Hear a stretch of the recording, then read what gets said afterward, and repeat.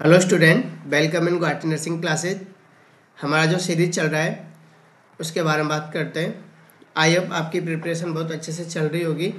जो भी upcoming exam आने वाले हैं, बहुत अच्छी अपॉर्चुनिटी है आपके पास। अपनी प्रिपरेशन को अच्छे से बनाए रखें, मैक्सिमम से मैक्सिमम क्वेश्चन प्रैक्टिस करें। इस सीरीज का फर्स्ट एमसीक्यू क्या है? Planning is essential part of the diabetic client regimen. The American Diabetes Association recommended which of the following calorie guideline for daily meal planning? American diabetic association recommend के according जो diabetes patient होता है, client होता है, उसके लिए हम कितना कैलोरी डेली मील में प्लानिंग करेंगे? किसके according? American diabetic association recommend के अकॉर्डिंग।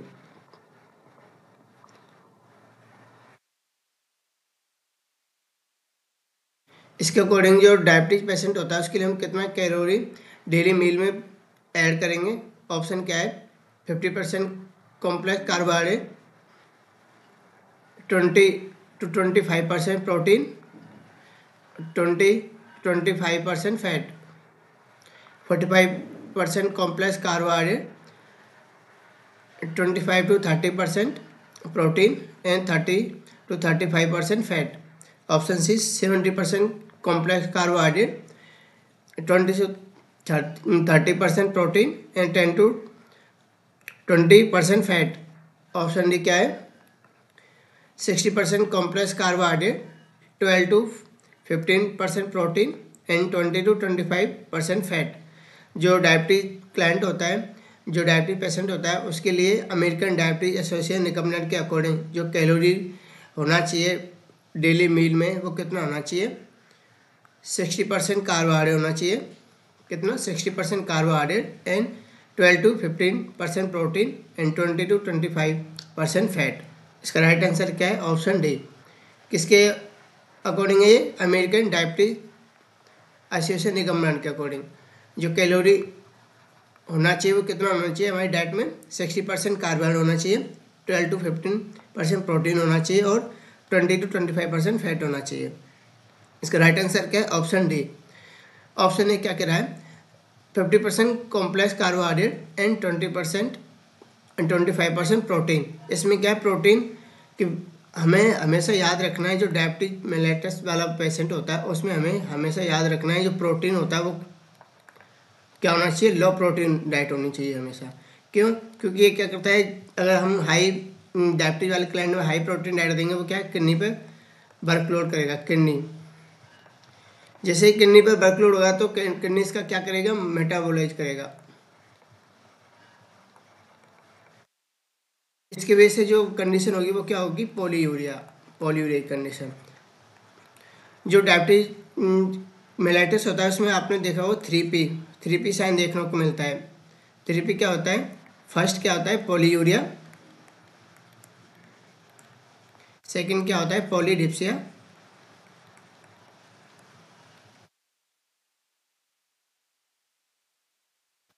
थर्ड क्या है? पॉलीफेजिया।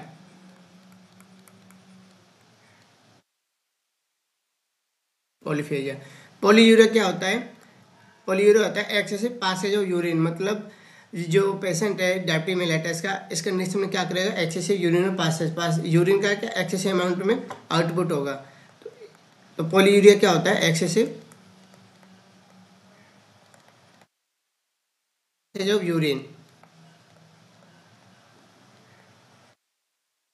पासेज ऑफ यूरिन, उस कंडीशन में क्या बोलते हैं? पॉलीयूरिया। ये पॉलीयूरिया कब होता है? जब हम डायबिटीज मेलिटस वाले क्लाइंट पेशेंट को हाई अमाउंट में प्रोटीन देंगे। प्रोटीन का क्या है? जब मेटाबॉलाइज होगा तो उसमें जब किडनी क्या वर्कलोड ज़्यादा होगा किडनी के ऊपर। जो किडनी जितना वर्कलोड करेगा उतना क्या मेटाबॉलाइज होगा प्रोटीन का, तो उतनी मात्रा में क्या है? उतनी जो पॉली कंडीशन और सीवियर होती जाएगी। तो इस कंडीशन में हमें क्या है? डायबिटीज मेलिटस वाले क्लाइंट को हाई प्रोटीन डाइट नहीं देना है। तो कितना देना है उसको? मॉडरेट, मतलब 12 to 15% प्रोटीन देना है उसको डायबिटीज मेलिटस वाले पेशेंट को। तो इस कंडीशन में इसका राइट आंसर क्या है? Option D. और पॉलीडिप्सिया क्या होता है? इस कंडीशन में जितना पेशेंट यूरिन पास आउट करेगा तो उसको क्या है, उतना ही उसको थर्स्ट लगेगा, मतलब उतना ही प्यास लगेगी उसको, जितना निकालेगा उतना ही पानी पिएगा। तो इस कंडीशन में उसको बोलते हैं पॉलीडिप्सिया, एक्सेसिव थ्रस्ट।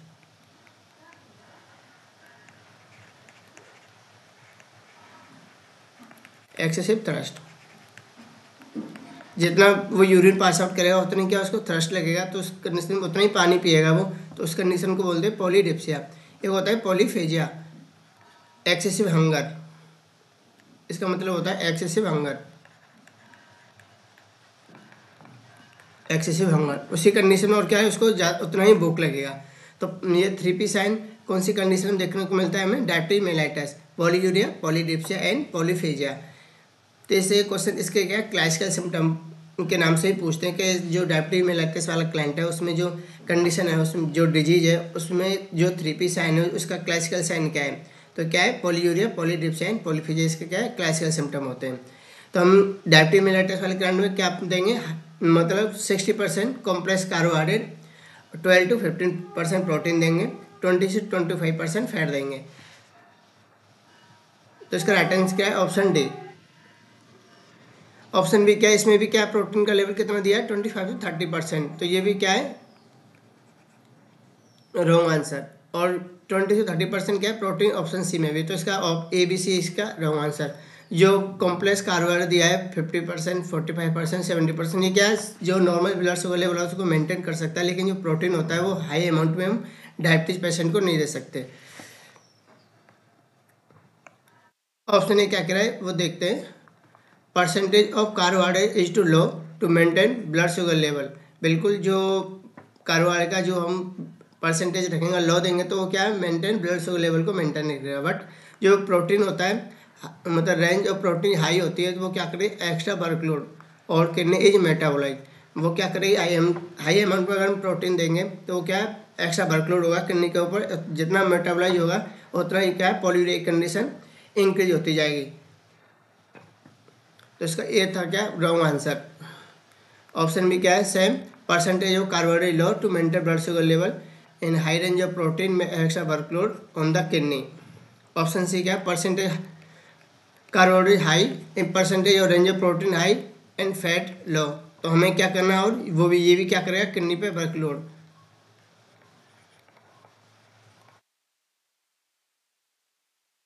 इससे क्या होगा पॉलीयूरिक कंडीशन होगी। Combination of provide enough carbohydrate to maintain blood sugar level and enough protein to maintain body repair and enough fat to ensure palatability।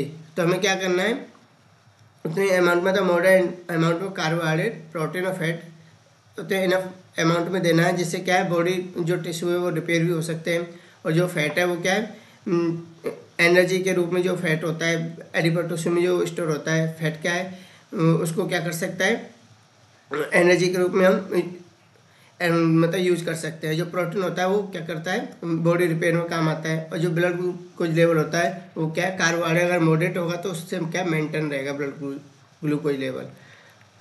तो इसका राइट आंसर क्या था ऑप्शन डी। नेक्स्ट क्वेश्चन क्या है, a 55-year-old man is admit to the hospital with complaint fatigue, jaundice, anorexia and clear stool. Admit, diagnose, rule out hepatitis. Laboratory value reveal elevated liver enzyme and bilirubin. Obtain his health history. The nurse will assess his potential for exposure to hepatitis. Which of the following represent a high risk group of contracting this disease? Question पूछा गया है कोई 55-year-old mail है और वो क्या complain कर रहा है fatigue, jaundice, anorexia, clear colour stool. इसका डायग्नोस में देखा गया तो क्या था हेपेटाइटिस, और जो हेपेटाइटिस में जो लीवर एंजाइम है वो क्या देखने को मिले हमें लेबोरेटरी स्टडी करी थी तब, और बिलिरुबिन इनके देखने को मिला है। तो इस कंडीशन में जो हेपेटाइटिस से एक्सपोज जो हाई रिस्क ग्रुप हो सकता है वो कौन सा हो सकता है। ऑप्शन ए क्या है heterosexual male, option B oncology nurse, option C American Indians, option D जोवेंस विटनेस। तो इसका राइट आंसर क्या है? B, option B, oncology.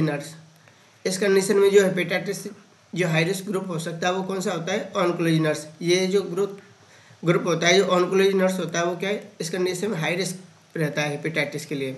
कौन सा हेपेटाइटिस? Contact hepatitis. हेपेटाइटिस क्या होता है? Inflammation of liver. हेपेटाइटिस क्या होता है? लीवर में इन्फ्लामेशन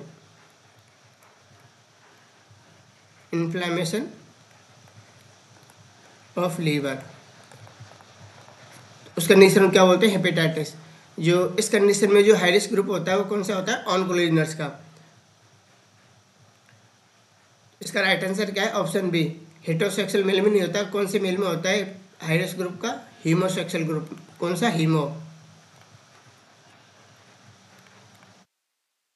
हीमोसेक्सुअल में चांस रहता है हेपेटाइटिस होने का। तो इसका ऑप्शन ए क्या? Wrong answer. अमेरिकन इंडियंस में नहीं होता। एंड ऑप्शन डी क्या है? जॉनसन बेटना, इसमें भी नहीं होता। तो इसका राइट आंसर क्या है? Option B, oncology. ये क्या हाई रिस्क ग्रुप होता है हेपेटाइटिस होने का। इस कंडीशन में इसका राइट आंसर क्या है? Option B. ऑप्शन ए क्या कह रहा है? हीमोसेक्सुअल मेल, नॉट हेटेरोसेक्सुअल मेल। तो कौन से मेल में होता है? हीमोसेक्सुअल मेल में होता है। High risk for contracting hepatitis.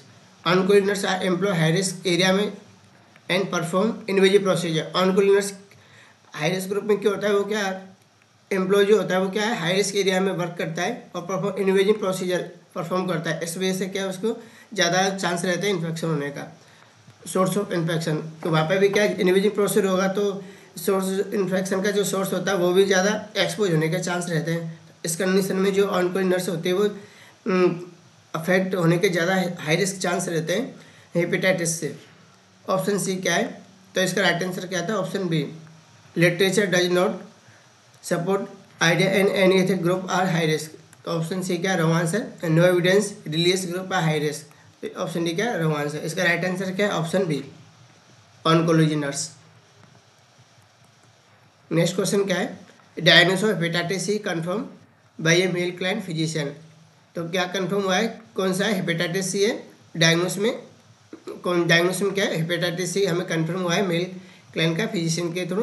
तो nurse knowledgeable of differential between hepatitis A, hepatitis B and C. तो which of the following characteristic of hepatitis. हमें तो क्या पूछा गया है? जो मेल है वो क्या हेपेटाइटिस सी का कंफर्म हुआ है। तो हमें क्या डिफरेंट करना है हेपेटाइटिस ए बी सी में? तो हमें किसका कैरेक्टरिस्टिक से डिफरेंट करना है? हेपेटाइटिस सी का। तो हमें क्या पूछेगा? हेपेटाइटिस सी का कौन सा कैरेक्टरिस्टिक अलग होगा हेपेटाइटिस ए और बी से? तो ऑप्शन ए क्या कह रहा है? The potential for chronic liver disease is minimal. Option B, onset of symptom is abrupt. Option C, incubation period 2 to 26 week. And option D क्या? There is effective vaccine for hepatitis B but not for hepatitis C. तो इस condition में जो hepatitis C का जो feature है characteristic है वो क्या है? जो हेपेटाइटिस सी का जो इंक्यूबेशन पीरियड होता है वो क्या होता है? इंक्यूबेशन पीरियड क्या होता है? 2 to 26 वीक। तो इसका राइट आंसर क्या है? Option C. जो हेपेटाइटिस सी होता है उसका जो इंक्यूबेशन पीरियड होता है कितना होता है? 2 to 26 वीक इसका इंक्यूबेशन पीरियड होता है। तो इसका राइट आंसर क्या है? Option C. ऑप्शन ए क्या कह रहा है? Potential for chronic liver disease minimal. तो ये कौन सी हेपेटाइटिस में देखने को मिलेगा? हेपेटाइटिस ए में देखने को मिलेगा। हेपेटाइटिस ए में हेपेटाइटिस जो ए होता है वो क्या होता है? क्रोनिक मतलब मिनिमल होता है, लो। जो onset abrupt is the onset of symptom is abrupt. ये कौन सी हेपेटाइटिस में देखने को मिलता है? हेपेटाइटिस ए में देखने को मिलता है। And there is an effective vaccine for hepatitis B but not for hepatitis C. तो इसका डी भी क्या है? Wrong answer. जो हेपेटाइटिस बी होता है वो इफेक्टिव वैक्सीन नहीं होता। तो एक क्वेश्चन भी पूछा जाता है, नोट डाउन करके रखना। जो मोस्ट कॉमन हेपेटाइटिस होता है उससे मतलब प्रेगनेंसी के दौरान वो कौन सा होता है? प्रेगनेंसी के दौरान जो मोस्ट कॉमन हेपेटाइटिस होता है वो कौन सा होता है? ये क्वेश्चन पूछा गया है नोट सेट में। Most common hepatitis during pregnancy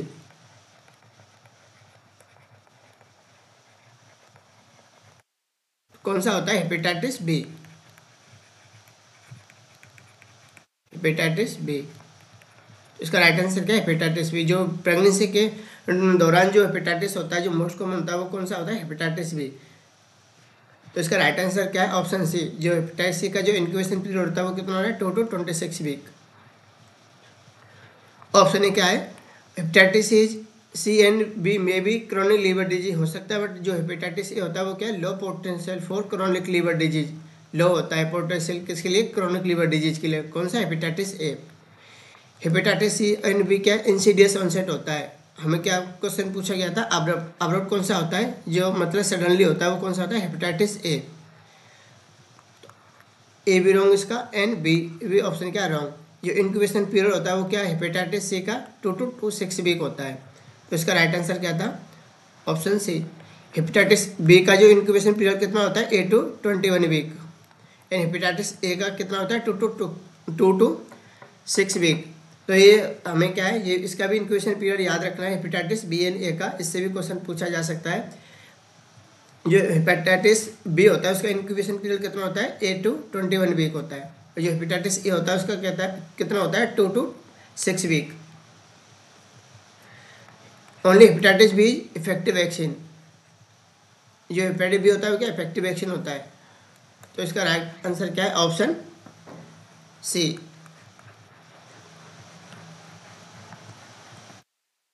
next question क्या है? The nurse is aware that nutrition is important aspect of care of a client with hepatitis. Which of the following diet will be most therapeutic? तो hepatitis की condition में जो diet होता है वो most जो न्यूट्रिशन ऐड होता है, मोस्ट इम्पोर्टेंट जो न्यूट्रिशन देना चाहिए वो कौन सा देना चाहिए? Option A high protein low carbohydrate, option B low calorie low protein, option C high carbohydrate and high calorie, option D क्या? Low carbohydrate and high calorie. जो हेपेटाइटिस कंडीशन में कौन सी मतलब डाइट होना चाहिए? जो मोस्ट कॉमनली जो डाइट यूज करना चाहिए वो कौन सा? High carbo high calorie diet use करना चाहिए। तो इसका राइट आंसर क्या है? Option C. जो हेपेटाइटिस कंडीशन में डाइट कौन सा यूज करना चाहिए? High carbohydrate and high calorie diet हमें यूज करना चाहिए। हेपेटाइटिस क्या होता है? Inflammation liver. अगर हम उस कंडीशन में ऑप्शन ए क्या करें? हाई प्रोटीन, तो हम उस कंडीशन में हाई प्रोटीन डाइट देंगे तो ये क्या करेगा? पहले ही लीवर क्या है? इन्फ्लेमेशन हो रखा है, तो जो प्रोटीन होता है उसका डाइजेशन क्या होता है? ब्रेकडाउन क्या होता है? लीवर में। तो क्या है? जो लीवर पहले से ही खराब हो रखा है, पहले ही इन्फ्लेमेशन हो रखा है, उस कंडीशन में हम उस पेशेंट को हाई प्रोटीन डाइट देंगे तो क्या लीवर इफेक्टिव काम कर पाएगा? उसका प्रोटीन का ब्रेकडाउन कर पाएगा? नहीं कर पाएगा। इस कंडीशन में क्या है? प्रोटीन एक्यूमुलेट होता जाएगा बॉडी के अंदर। तो इस कंडीशन में हमें क्या करना है? हाई प्रोटीन डाइट नहीं देना है। ऐसे क्लाइंट में जो हेपेटाइटिस वाला क्लाइंट है उसमें हाई प्रोटीन डाइट नहीं देना है। तो इस कंडीशन में क्या है? ऑप्शन है क्या? Wrong answer. क्योंकि क्या लीवर क्या करता है? प्रोटीन का ब्रेकडाउन करता है, और लीवर ही खराब रखा है तो प्रोटीन ब्रेकडाउन होगा ही नहीं, तो क्या बिलिरुबिन लेवल भी इंक्रीज होगा। तो इस कंडीशन में हमें हाई प्रोटीन नहीं, लो प्रोटीन डाइट देना चाहिए। कौन क्या देना चाहिए? लो प्रोटीन डाइट, लो प्रोटीन, लो कैलोरी लो प्रोटीन। हमें क्या कैलोरी? हाई कैलोरी देना चाहिए। जो लीवर वाला पेशेंट है उस कंडीशन में हमें क्या? हाई कैलोरी प्रोटीन डाइट देना चाहिए। क्यों? क्योंकि हाई कैलोरी देंगे तो उसके जो लीवर में जो सेल्स डैमेज हुआ है उनमें क्या रिपेयर एनर्जी और रिपेयर की ज़रूरत होती है। तो उसमें कंडीशन में हमें क्या? हाई कैलोरी डाइट देना चाहिए। तो इसका ऑप्शन भी क्या है? Wrong answer. तो इस कंडीशन में क्या है? High carbohydrate high calorie diet हमें देनी चाहिए हेपेटाइटिस कंडीशन में। इसका राइट आंसर क्या है? Option C, low carbohydrate high calorie. हमें कार्बोहाइड्रेट भी क्या हमें हाई देना चाहिए। क्या करता है? जो लीवर होता है वो क्या है? उसकी जो सेल्स डैमेज होती हैं जो उसको रिपेयर करने के लिए हाई कार्बोहाइड्रेट की ज़रूरत रहती है। तो इस कंडीशन में क्या हमें हाई कार्बोहाइड्रेट देना चाहिए, हाई कार्बोहाइड्रेट। तो ऑप्शन डी भी क्या है इसका? Wrong answer. तो इसका राइट आंसर क्या है? जो हेपेटाइटिस कंडीशन में हमें कौन सी डाइट देनी चाहिए? हाई कार्बोहाइड्रेट और हाई कैलोरी डाइट देना चाहिए। ऑप्शन ए क्या कह रहा है? Increase workload to the liver. अगर हम हाई प्रोटीन डाइट देंगे वो क्या करेगा? लीवर पर वर्कलोड ज़्यादा करेगा। And increase carbohydrate provide need to calorie and promote palatability. तो इस कंडीशन में हमें क्या? हाई प्रोटीन डाइट नहीं देना चाहिए। Dietary intake should be adequate and wound healing. तो हमें क्या है, वुंड हीलिंग के लिए हाई प्रोटीन डाइट देना चाहिए। वुंड हीलिंग की कंडीशन में क्या हाई प्रोटीन डाइट दे सकते हैं हम, कौन सी कंडीशन में, वुंड हीलिंग कंडीशन में। तो ऑप्शन बी का wrong answer. Increase carbohydrate provide need calorie, बिल्कुल जो हम जितना कार्बोहाइड्रेट देंगे उतनी ही कैलोरी की जरूरत होगी, उतना ही हाई कैलोरी होना चाहिए। तो उस कंडीशन में हमें क्या, हेपेटाइटिस कंडीशन में क्या देना चाहिए, हाई कार्बोहाइड्रेट और हाई कैलोरी हमें देना चाहिए। इसका राइट आंसर क्या था, option C. High calorie diet is best option carbohydrate because of their palatability, but fat इनकी वर्कलोड और लीवर, अगर हम फैट भी ज़्यादा देंगे तो वो क्या है, ये भी क्या करेगा, फैट का डाइजेशन भी क्या होता है लीवर में, तो जो लीवर भी खराब है तो उसका फैट का डाइजेशन हो नहीं पाएगा, तो इस कंडीशन में क्या फैट डिपोटेज होता जाएगा। तो इस कंडीशन में हमें हाई फैट नहीं देना चाहिए। तो इसका राइट आंसर क्या था, ऑप्शन सी, हाई कार्बोहाइड्रेट और high calorie diet. Next question क्या है, which of the following nursing order should be include in the plan of care for client with hepatitis C. Client क्या, hepatitis C का, hepatitis C का client है, उसमें जो nursing care plan होता है वो हमें क्या ऑर्डर करना चाहिए, क्या इंक्लूड करना चाहिए। ऑप्शन ए क्या है, the nurse should use universal precaution when obtain blood sample. Option B क्या, total bed rest should be maintain until the client is asymptomatic. Option C क्या कह रहा है, the client should be instruct to maintain low Fowler position when eating meal. Option D क्या है, the nurse should administer alcohol backup at bed time. जो hepatitis C का condition होता है, हेपेटाइटिस सी में जो हम नर्सिंग केयर करेंगे, नर्सिंग प्लान करेंगे, उसमें क्या ऐड करना चाहिए। जो हेपेटाइटिस सी होता है हमें पता होना चाहिए क्या होता है हेपेटाइटिस सी। इसको बोलते हैं पोस्ट ट्रांसफ्यूजन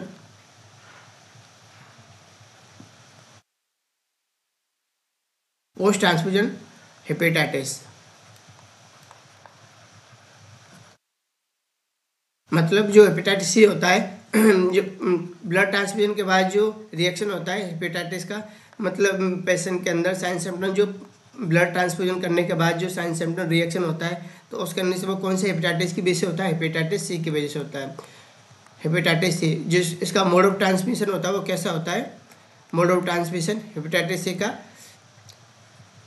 किसी भी ब्लड प्रोडक्ट से या पेरेंटल रूट से।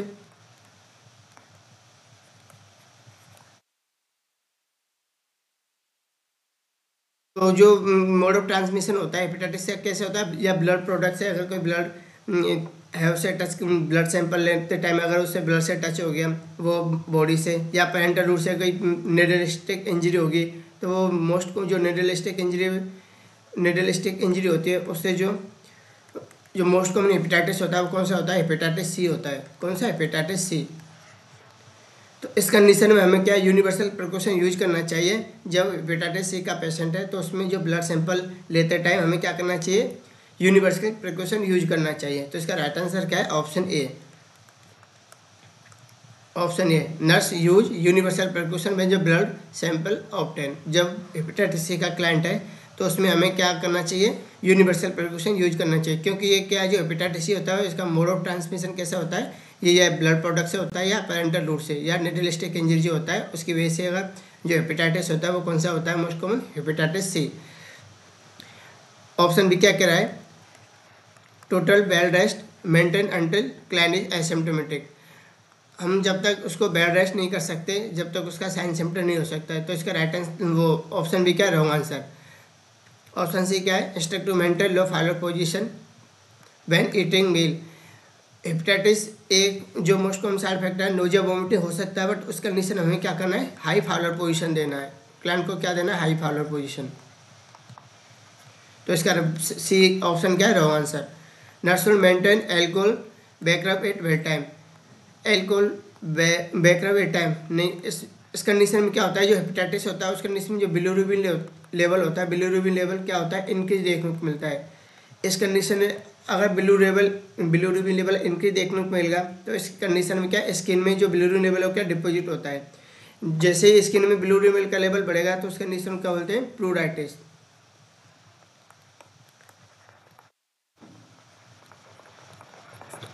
प्रूराइटिस जो एल्कोहल होता है क्या ड्राई रब होता है, उस कंडीशन क्या अगर हम एल्कोहल यूज करेंगे हेपेटाइटिस सी वाले कंडीशन बैग मतलब हैंड रब के लिए तो क्या इरिटेट करेगा, ईचिंग करेगा। तो इस कंडीशन में क्या है हमें एल्कोहल का यूज नहीं करना है। ऑप्शन डी क्या रॉन्ग आंसर। क्यों? क्योंकि जो बिलिरुबिन होता है वो इंक्रीज होता है। उस कंडीशन में जो स्किन की कंडीशन कैसी होती है, प्रूराइटिस की कंडीशन होती है। उस कंडीशन में हम एल्कोहल यूज करेंगे। एल्कोहल क्या होता है, ड्राई एजेंट होता है, वो स्किन में जैसे यूज करेंगे तो हमें क्या ईचिंग होगा और क्या इरिटेशन होगा। तो हमें क्या है एल्कोहल यूज नहीं करना है। तो ऑप्शन डी क्या है रॉन्ग आंसर। तो इसका राइट आंसर क्या है option A. Hepatitis C condition में हमेशा हमें क्या करना है, यूनिवर्सल प्रिकॉशन यूज करना होता है। ऑप्शन ए क्या कह रहा था, source of infection with hepatitis C is contaminated blood product. तो ये किसकी वजह से होता है, कंटामिनेटेड ब्लड प्रोडक्ट की वजह से होता है, इसलिए हमें क्या यूनिवर्सल प्रिकॉशन यूज करना चाहिए। Modified bed rest maintain while the client is मतलब क्लाइंट इज सिम्टोमेटिक। तो routine activity can you slowly resume on once the client is asymptomatic. तो अगर बेड रेस्ट कब करना है, जब क्लाइंट क्या होता है मतलब सिम्टोमेटिक होता है। एसिम्टोमेटिक कंडीशन में क्या बेड रेस्ट की कोई जरूरत नहीं होती। तो इसका बी आंसर क्या था रॉन्ग।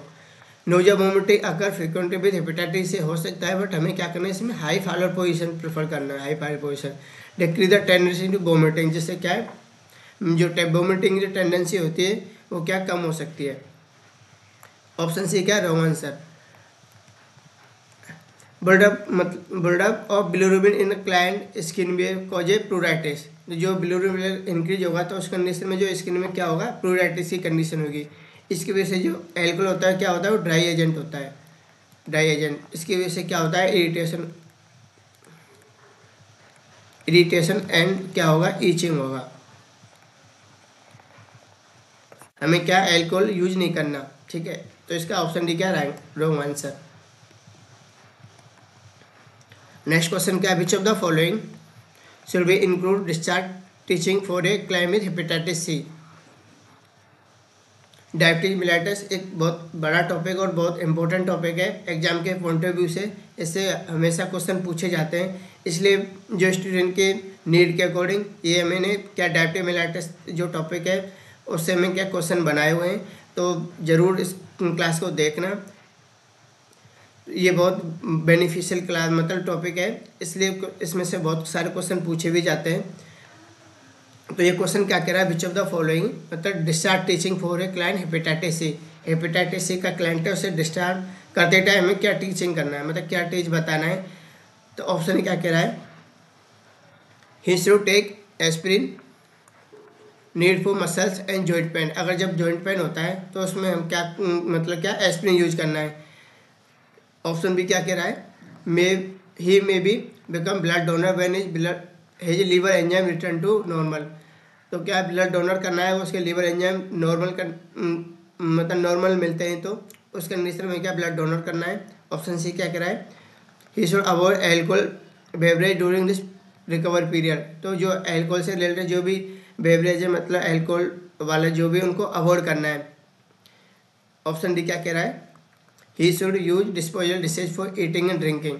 और डिस्पोजल डिशेज जो भी है उनको क्या करना है, यूज करना है। जैसे ईटिंग करते समय हम खाते पीते समय हमें डिस्पोजल डिशेज यूज करना है। तो इस कंडीशन में हमें क्या करना है, हेपेटाइटिस सी कंडीशन में जैसे कि मैंने बताया जो हेपेटाइटिस सी होता है वो क्या होता है, पोस्ट ट्रांसफ्यूजन होता है। पोस्ट ट्रांसफ्यूजन हेपेटाइटिस सी बोलते हैं, hepatitis post transfusional hepatitis C बोलते हैं हेपेटाइटिस सी को। जिसका जो मोड ऑफ ट्रांसमिशन होता है वो क्या होता है, ब्लड प्रोडक्ट और पेरेंटल रूट, मतलब या फिर कोई आईवी रूट जो होते हैं पेरेंटल रूट, इसका क्या होता है, ये मोड ऑफ ट्रांसमिशन होता है। तो इस कंडीशन में हमें क्या करना है, जो हेपेटाइटिस होता है जो इसका जो मोस्ट कॉमन कॉज होता है हेपेटाइटिस का, हेपेटाइटिस होने का जो मोस्ट कॉमन कॉज होता है वो क्या होता है, एल्कोहल। आपने देखा होगा जो एल्कोहल वाले क्लाइंट होते हैं मोस्ट कॉमनली वो क्या है, लीवर डिजीज जो हेपेटाइटिस होते हैं, लीवर सिरोसिस वाले जो केसेस होते हैं मोस्ट कॉमनली किस में पाए जाते हैं, जो एल्कोहल इंटेक कर रहे हो जो भी पर्सन एल्कोहल ज़्यादा इंटेक करता है उसमें जो मोस्ट कॉमन जो डिजीज मतलब देखने को मिलती है वो उसका लीवर की कंडीशन देखने को मिलती है। नॉर्मली आप बोलते हो देखा होगा सोसाइटी में जो एल्कोहल पीते हैं उनको हमेशा यही गाइड करते हैं कि भाई दारू मतलब जो एल्कोहल है वो इंटेक मत कर, मत पी, क्योंकि लीवर ख़राब हो जाता है। ये सोसाइटी में आपने मैक्सिमम देखा होगा नॉर्मली बोलते टाइम, तो ये बिल्कुल सही बात है। जो एल्कोहल ज़्यादा इंटेक करते हैं पर्सन उसमें लीवर ख़राब होने के ज़्यादा चांस रहते हैं। इसलिए जो मोस्ट कॉमन कारण होता है लीवर सिरोसिस का, लीवर डिजीज़ का, जो हेपेटाइटिस का होता है वो क्या होता है, एल्कोहल होता है। जो मोस्ट कॉमन कारण क्या होता है, एल्कोहल।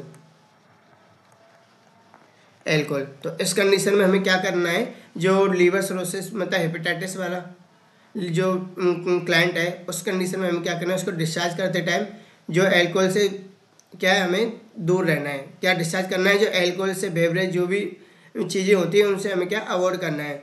मतलब रिकवरी टाइम पे, डिस्चार्ज टाइम पे, जैसे कोई पेशेंट डिस्चार्ज होकर जा रहा है तो एज ए नर्सिंग ऑफिसर हमें क्या गाइड करना है, उसको क्या टीचिंग करना है। जो भी एल्कोहल से रिलेटेड बेवरेज हैं, जो भी इंटेक जो भी एल्कोहल से रिलेटेड जो भी बेवरेज हैं, जो खाना पीना होता है उनको हमें क्या करना है, अवॉइड करना है ड्यूरिंग रिकवरी पीरियड। अगर एल्कोहल से अगर उसको ये डिजीज हो रखी है और उस कंडीशन में हम उसको ये चीज़ नहीं टीच करेंगे तो वो जाते ही क्या डिस्चार्ज हो गया तो कल आज डिस्चार्ज हुआ है, कल जाके वो क्या है एल्कोहल इंटेक करेगा तो वो क्या है डिजीज फिर से सीवियर हो जाएगी। तो इस कंडीशन में हमें क्या करना है, रिकवरी टाइम पे डिस्चार्ज टीचिंग करना है हमें कि सर जो पेशेंट होता है उसको कि ये हमें क्या करना है, अवॉइड करना है। एल्कोहल से जितने भी है ये सब छोड़ना है और ये सब दूर रखना है, इनको अवॉइड करना है।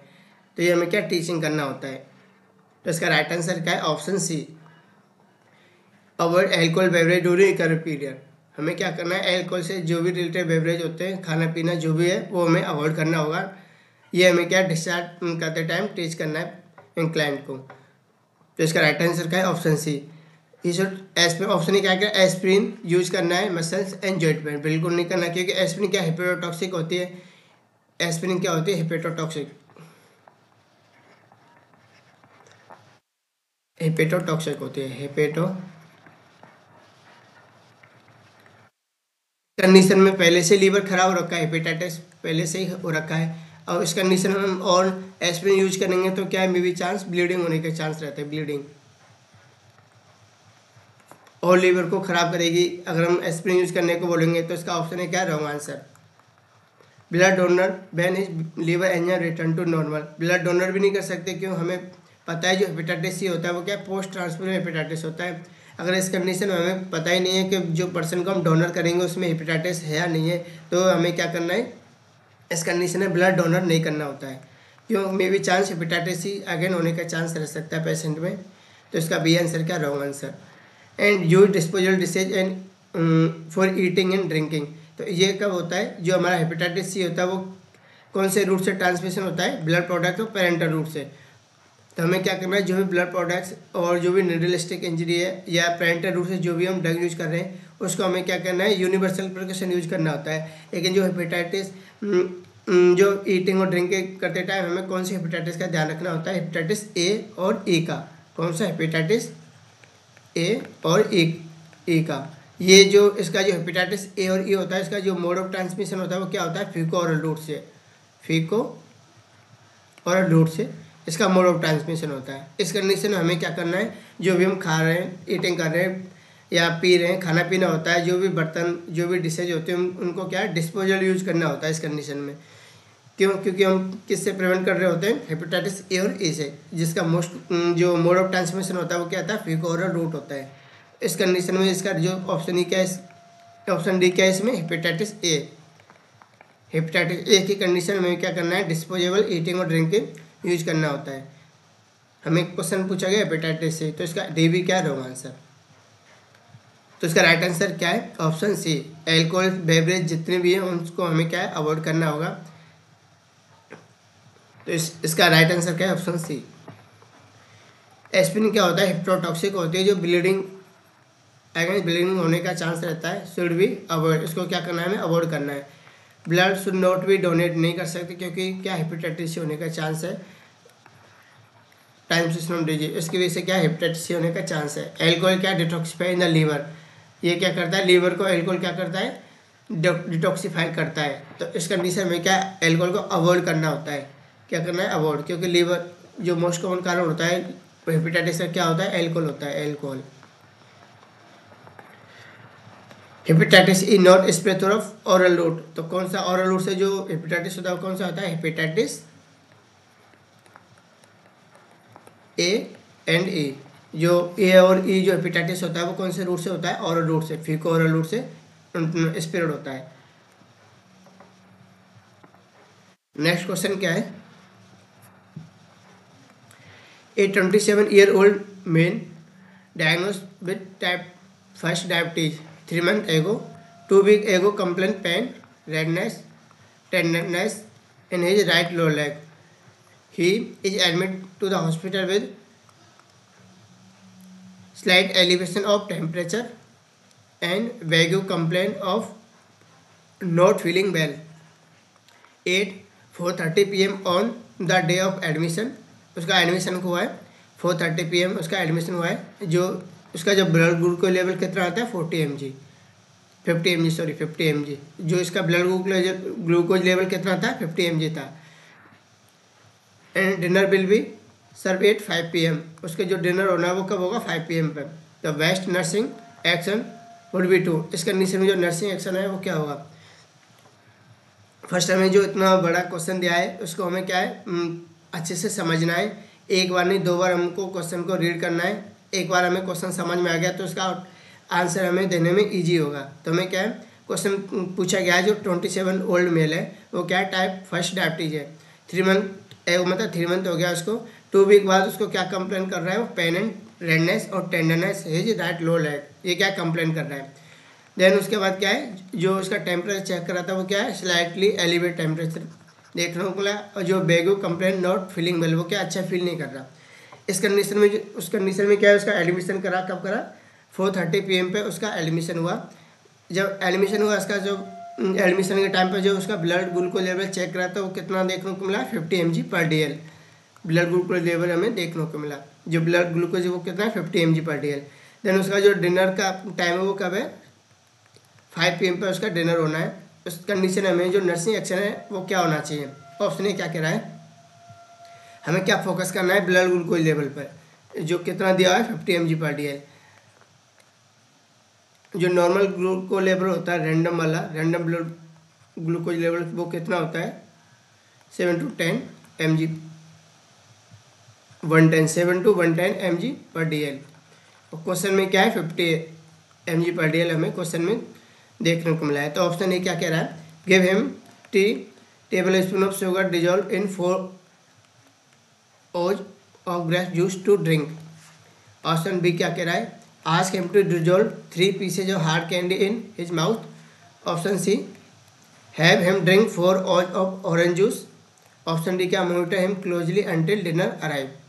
इस कंडीशन में हमें क्या करना है, जो ब्लड ग्लूकोज लेवल क्या आता है 50 है, ब्लड ग्लूकोज कितना है 50 mg/dl। ये क्या करता है सीवियर हाइपोग्लाइसीमिया, किसको इंडिकेट कर रहा है, सीवियर हाइपोग्लाइसीमिया कंडीशन।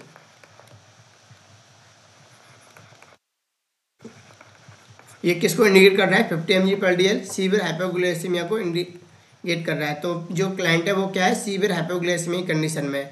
इस कंडीशन को ट्रीट करने के लिए एज ए नर्सिंग ऑफिसर आप क्या करोगे।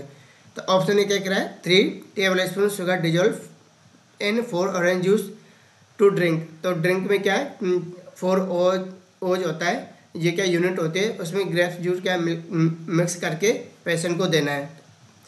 तो इसका राइट आंसर क्या है ऑप्शन सी। इस कंडीशन में क्या ऑप्शन ए क्या कर रहा है, ये क्या है नॉर्मल जो ब्लड ग्लूकोज हाइपरग्लाइसीमिया होता है उसको क्या है मेंटेन करता है, मेंटेन। जो नॉर्मल हाइपरग्लाइसीमिक कंडीशन होती है उस कंडीशन में क्या है उस कंडीशन में क्या रिजॉल्व करता है। तो इस कंडीशन में हमें क्वेश्चन में क्या देखने को मिला है सीवियर हाइपरग्लाइसीमिया। तो इस कंडीशन में को ट्रीट करने के लिए हमें क्या करना पड़ेगा 4 ओज। इस कंडीशन को ट्रीट करने के लिए हमें क्या करना है 4 ओज क्या करना है ऑरेंज जूस देना पड़ेगा, ऑरेंज जूस। क्यों ये क्या जो 4 ओज ऑरेंज जूस होता है वो क्या सिंपल कार्बोहाइड्रेट होता है। सिंपल जो सिंपल कार्बोहाइड्रेट होता है वो क्या तुरंत डिजॉल्व होता है ब्लड के अंदर और तुरंत ब्लड ग्लूकोज लेवल उसको इंक्रीज करता है। सिंपल कार्बन होता है जो क्या करता है, इमीडिएट एक्शन करता है, इमीडिएट एक्शन होता है। और यही तो हमें करना है, क्यों, जो पेशेंट क्या है सीवियर हाइपोग्लाइसेमिक कंडीशन में है, उस कंडीशन को रिजोल्व करने के लिए हमें क्या करना चाहिए, सिंपल कार्बोहाइड्रेट यूज करना चाहिए। वो सिंपल कार्बोहाइड्रेट क्या करता है, इमीडिएट एक्शन करता है, blood glucose level immediate increase करता है। तो इस कंडीशन में हमें क्या करना चाहिए, सीवियर हाइपोग्लाइसेमिया वाली कंडीशन में हमें सिंपल कार्बोहाइड्रेट यूज करना चाहिए। तो इसका राइट आंसर क्या है, ऑप्शन सी।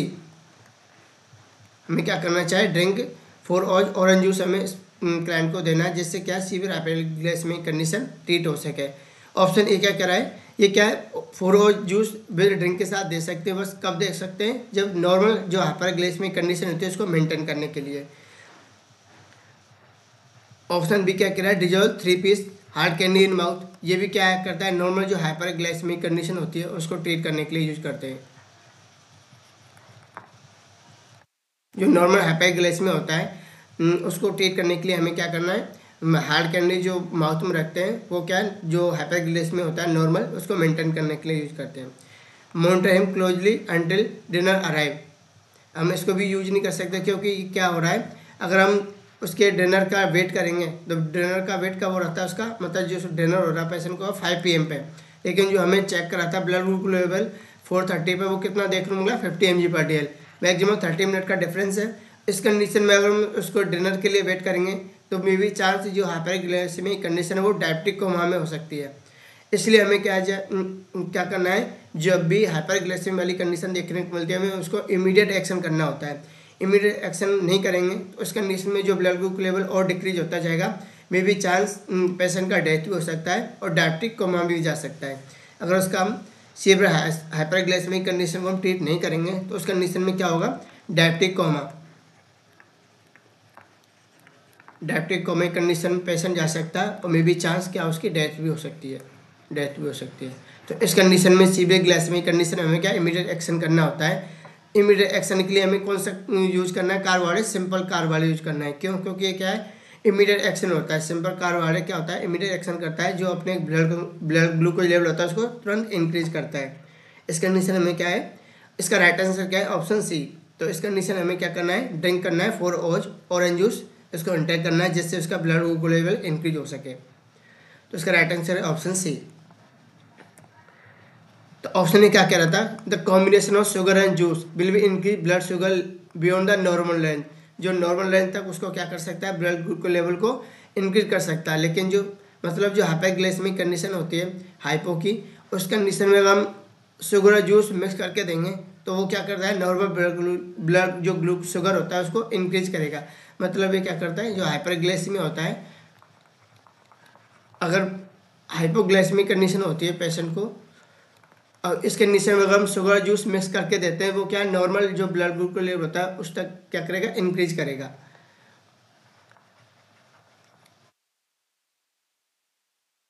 नॉर्मल ब्लड शुगर लेवल जो कितना होता है, normal blood sugar level 70 to 110 mg/dl।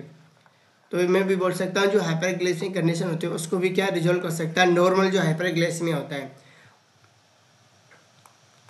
Sorry hypoglycaemia जो होता है नॉर्मल मॉडरेट, उस कंडीशन में शुगर जूस देंगे, उस कंडीशन में क्या होगा, ब्लड शुगर लेवल को नॉर्मल रेंज तक इंक्रीज कर सकता है। अगर हम जूस और शुगर दोनों मिक्स करके कॉम्बिनेशन में देते हैं तो उस कंडीशन में जो मॉडरेट हाइपोग्लाइसेमिया होता है उसको ट्रीट करने के लिए यूज करते हैं। Moderate hypoglycemia, moderate hypoglycemia. I think मैंने आपको यहाँ पे शायद हाइपरग्लाइसेमिक कंडीशन बताया है, ये क्या रॉन्ग है। इस कंडीशन में क्या है, मॉडरेट हाइपोग्लाइसेमिया में यूज करते हैं, मॉडरेट। तो इसको करेक्ट कर लेना, जो भी स्टूडेंट एक क्लास देख रहा है, जो शुगर और ऑरेंज जूस होता है उसको मिक्स करके देते हैं, वो कौन से टाइप के हाइपोग्लाइसेमिया को ट्रीट करने के लिए देते हैं, मॉडरेट हाइपोग्लाइसेमिया को ट्रीट करने के लिए।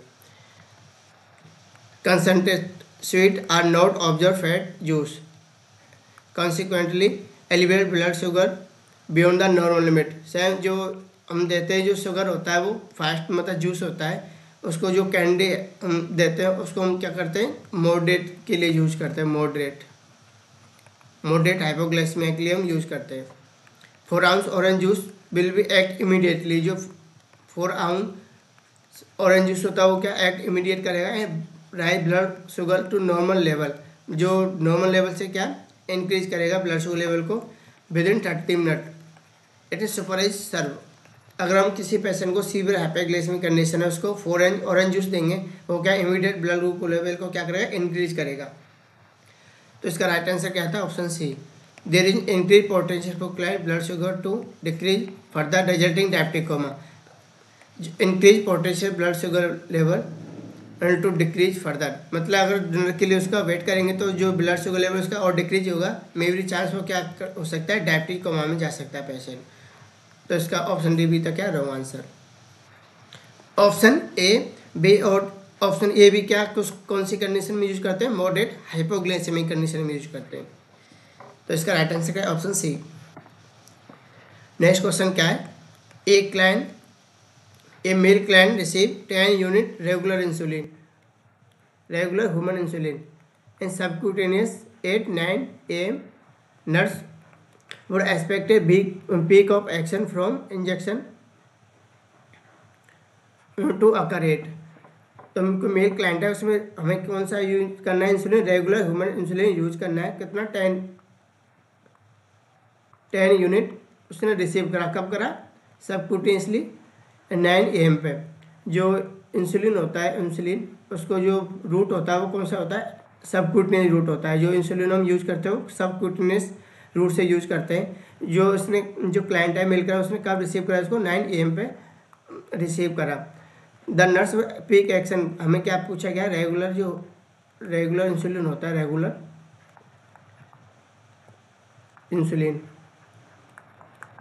उसका जो रेगुलर इंसुलिन उसका पीक एक्शन कब हो देखने को मिला, पीक एक्शन ये में क्वेश्चन पूछा गया है। अगर कोई मेल क्लाइंट है उसमें 10 यूनिट रेगुलर इंसुलिन हमें एडमिनिस्ट्रेशन कराया कब 9 AM पे, कब किया था 9 AM। जो इसका पीक एक्शन जो हमें रेगुलर इंसुलिन एडमिनिस्ट्रेशन कराए मेल क्लाइंट को, तो वो हमें उसका पीक एक्शन कब देखने को मिलेगा। तो इसका पीक एक्शन कब देखने को मिलता है, after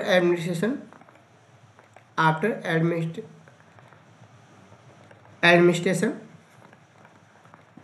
2 to 4 hour 2 to 4 hour बाद हमें क्या देखने को मिलेगा, पीक एक्शन देखने को मिलेगा रेगुलर इंसुलिन का। तो हमें कब रिसीव करा था 9 AM पे, तो उसके 9 के अकॉर्डिंग हमें क्या काउंट करना है 2 to 4 आवर हमें काउंट करना है 9, 10 एंड देन 11 एंड मतलब 11, 12, 13, 14 मतलब 14 तक हमें क्या है इसका पीक एक्शन देखने को मिल सकता है। तो ऑप्शन में देखते हैं जो पीक एक्शन देखने को कब मिलेगा। ऑप्शन क्या करा है 9:30 AM, option B 10:30 AM, option C 12 noon, option D 4 PM। तो इस कंडीशन में जो राइट आंसर जाएगा वो क्या है ऑप्शन सी 12 noon। ये क्वेश्चन नॉर्थ सेट में पूछा गया था, नॉर्थ सेट 5 में ये क्वेश्चन पूछा गया था जो मेन एग्जाम हुआ था। उसमें जो रेगुलर इंसुलिन होता है उसका जो पीक एक्शन होता है वो कब देखने को मिलता है। तो आफ्टर एडमिनिस्ट्रेशन 2 to 4 आवर हमें इसका एक्शन पीक एक्शन देखने को मिलता है। तो जो भी हमने रेगुलर इंसुलिन यूज़ करा वो कब करा था 10 यूनिट 9 AM पर हमें क्या यूज़ करा था। जो 9 AM के अकॉर्डिंग 2 to 4 आवर हम काउंट करेंगे तो कितना आएगा 12 PM। 9, 10, 11 क्वेश्चन में है नहीं तो 12 noon इसका राइट आंसर। तो इसका राइट आंसर क्या है 12 noon। जो रेगुलर इंसुलिन होता है उसका पीक एक्शन कब देखने को मिलता है 2 to 4 hour after administration. Option C इसका राइट आंसर। नेक्स्ट क्वेश्चन क्या है, a type first diabetes client is diagnosed with cellulitis in his right lower extremity.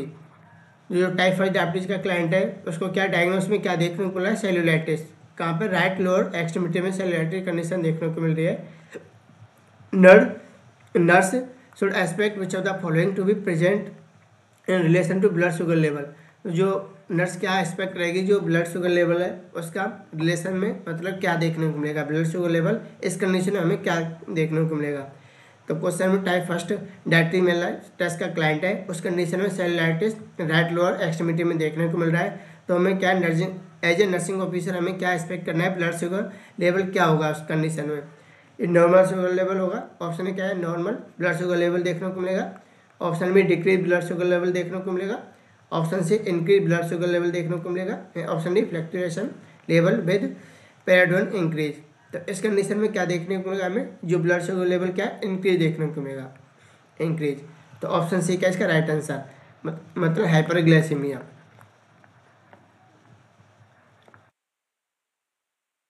Hyperglycaemic condition में जब ब्लड ग्लूकोज लेवल इंक्रीज देखने को मिलता है, एक्सेस अमाउंट में जब ब्लड ग्लूकोज इंक्रीज देखने को मिलता है, उस कंडीशन में जो साइड इफेक्ट होता है वो क्या होता है, सेलुलाइटिस। सेलुलाइटिस ये क्या होता है, बैक्टीरियल इन्फेक्शन होता है, bacterial infection, bacterial infection of skin. Skin का क्या होता है, बैक्टीरियल इन्फेक्शन होता है। जैसे ही अपनी बॉडी के अंदर, हमारी बॉडी के अंदर ब्लड ग्लूकोज लेवल का ज़्यादा इंक्रीज देखने को मिलेगा नॉर्मल रेंज से, उस कंडीशन में क्या जो बैक्टीरियल जो इन्फेक्शन होता है वो भी और भी ज़्यादा चांस होने का रहता है। जो भी इन्फेक्शन होता है वो क्या ज़्यादा चांस होता है जब ब्लड ग्लूकोज लेवल हमारी बॉडी के अंदर नॉर्मल से ज़्यादा देखने को मिलता है। उस कंडीशन में हमें क्या है, उस कंडीशन में हमें क्या करना होता है, ब्लड ग्लूकोज लेवल को डिक्रीज करना होता है। जो ये सेलुलाइटिस की कंडीशन देखने को मिलती है वो किस वजह से मिलती है, जब हमारी बॉडी के अंदर ब्लड ग्लूकोज लेवल ज़्यादा मतलब ज़्यादा देखने को मिलता है, जब हाइपरग्लाइसेमिक कंडीशन देखने को मिलती है तब ये क्या कंडीशन डेवलप होती है, सेलुलाइटिस। तो इसका राइट आंसर क्या है, option C, increase blood glucose level की कंडीशन से हमें क्या है, सेलुलाइटिस कंडीशन देखने को मिलती है।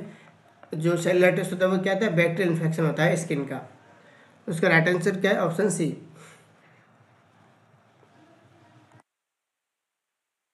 Blood sugar level increase when the body respond to stress and illness.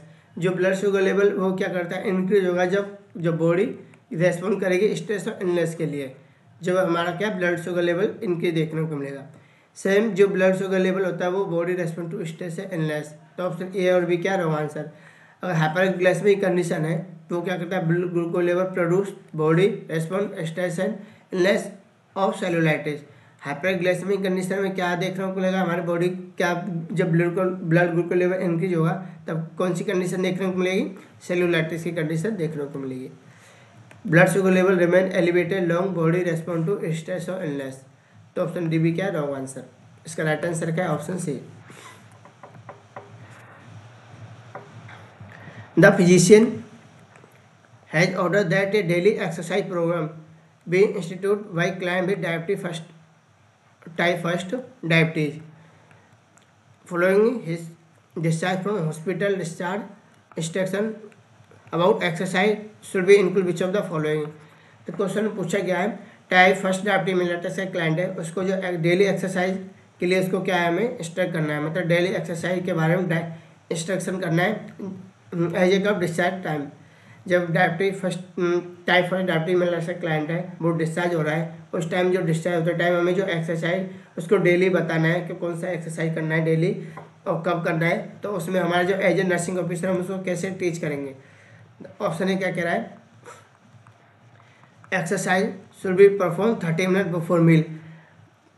खाने से 30 मिनट पहले उसको एक्सरसाइज करना है, ऐसे बताना है उसको। ऑप्शन बी क्या कह रहा है, ए snack may be need before and during exercise. During और बिफोर एक्सरसाइज उसको क्या स्नैक खाना है। ऑप्शन सी क्या कह रहा है, हाइपरग्लाइसेमिया में अकर 24 आवर एक्सरसाइज। जब एक्सरसाइज करोगे उसके 24 आवर बाद हाइपरग्लाइसेमिक कंडीशन हो जाएगी।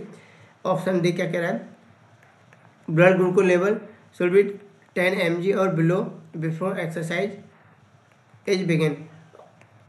तो ब्लड ग्लूकोज जो लेवल होता है 10 mg और बिफोर बिलो एक्सरसाइज से क्या करना है, उसको स्टार्ट करना है। तो इस कंडीशन में क्या करना है, हमें फर्स्ट हमें पता होना चाहिए एक्सरसाइज करने से क्या होता है।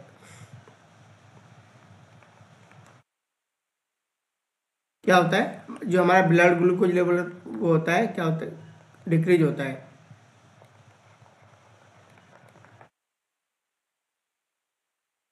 डिक्रीज होता है। एक्सरसाइज करने से क्या होता है, जो हमारा ब्लड ग्लूकोज लेवल होता है क्या डिक्रीज होता है। आपने देखा होगा जब आप जिम वगैरह या थोड़ा एक्सरसाइज करते हो तो क्या अपने आप को थकान फील करते हो, डिजीनेस फील करते हो, फिर बोलते हो कि सर मतलब हमारा क्या ब्लड लेवल डिक्रीज हो गया है। वो ऐसे ही होता है नॉर्मल कंडीशन में भी। तो इस कंडीशन में हमें क्या करना होता है, टाइप 1 डायबिटीज मेलिटस की कंडीशन में क्लाइंट को क्या टीच करना है एक्सरसाइज के बारे में। हमें उसको बताना है कि जब एक्सरसाइज करना होता है उसके 30 मिनट पहले, जब एक्सरसाइज करना होता है उससे पहले सॉरी 30 मिनट नहीं, उससे पहले और ड्यूरिंग एक्सरसाइज के, तो उसमें क्या करना है, वो स्नैक यूज करना है। मतलब स्नैक क्या होता है, कोई भी ब्लड ग्लूकोज प्रोडक्ट हो गया, उसको क्या करना है, हमें इनटेक करना है, जिससे क्या है, जो ब्लड शुगर लेवल मेंटेन रह सके। उसके कंडीशन में क्या करना है, हमें जो भी क्लाइंट है उसको क्या टीच करना है, बताना है कि जब एक्सरसाइज कर रहे हैं उससे पहले और एक्सरसाइज के दौरान बीच बीच में कुछ ना कुछ ग्लूकोज लेवल या ग्लूकोज क्या इंटेक करना चाहिए। उस कंडीशन से क्या होगा, वो हाइपोग्लाइसेमिक कंडीशन से प्रिवेंट हो गया। टू प्रिवेंट क्यों कर रहे हैं, क्योंकि टू प्रिवेंट हाइपोग्लाइसेमिया।